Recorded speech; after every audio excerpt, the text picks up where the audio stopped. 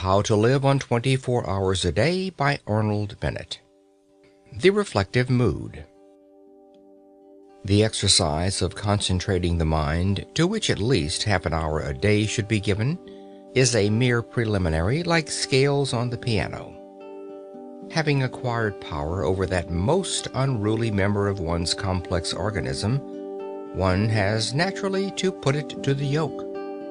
Useless to possess an obedient mind unless one profits in the furthest possible degree by its obedience.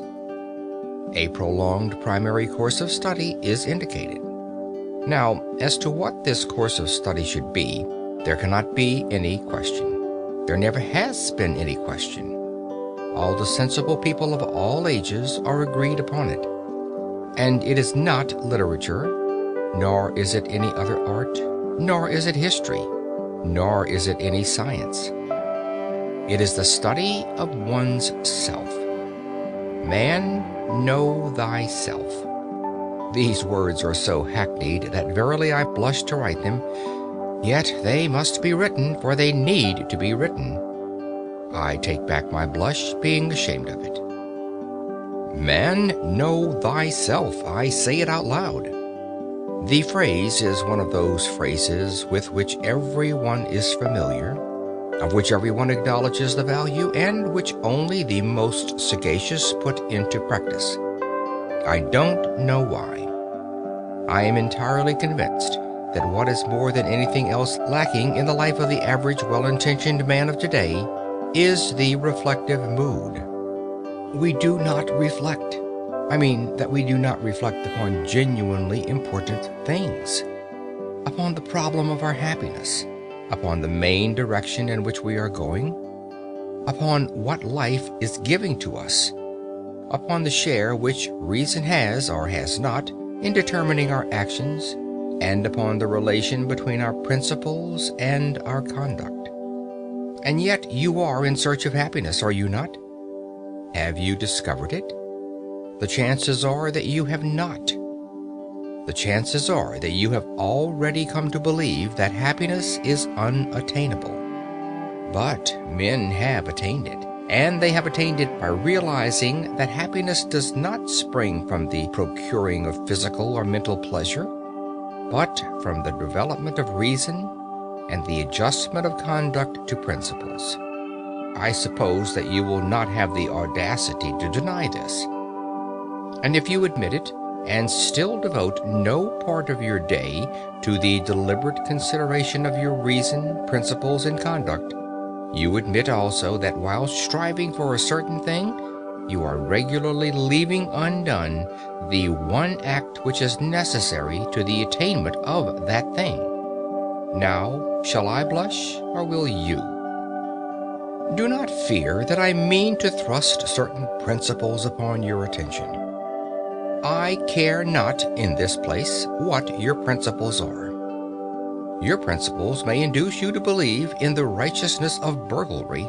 I don't mind. All I urge is that a life in which conduct does not fairly well accord with principles is a silly life, and that conduct can only be made to accord with principles by means of daily examination, reflection, and resolution.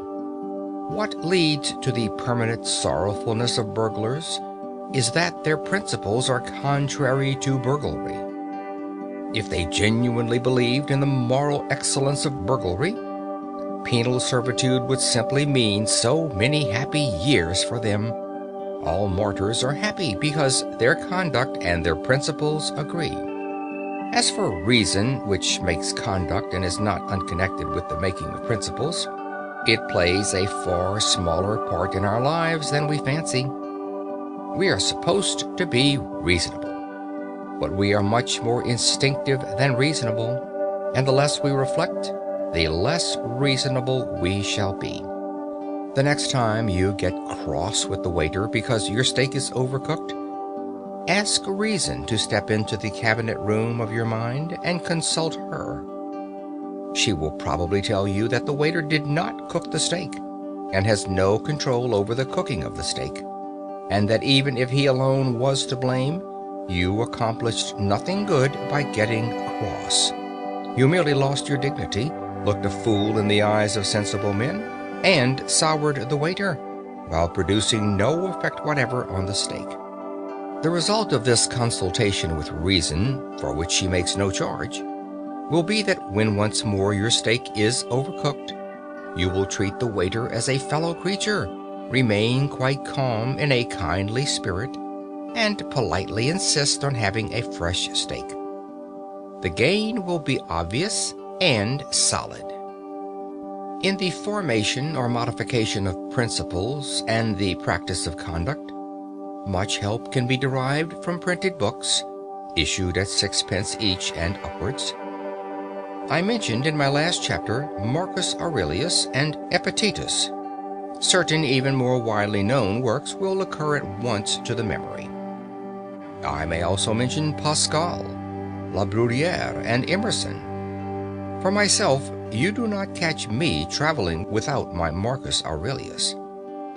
But reading of books will not take the place of a daily, candid, honest examination of what one has recently done and what one is about to do, of a steady looking at oneself in the face, disconcerting though the sight may be. When shall this important business be accomplished? The solitude of the evening journey home appears to me to be suitable for it. A reflective mood naturally follows the exertion of having earned the day's living. Of course, if instead of attending to an elementary and profoundly important duty, you prefer to read the paper, which you might just as well read while waiting for your dinner, I have nothing to say. But attend to it some time of the day you must.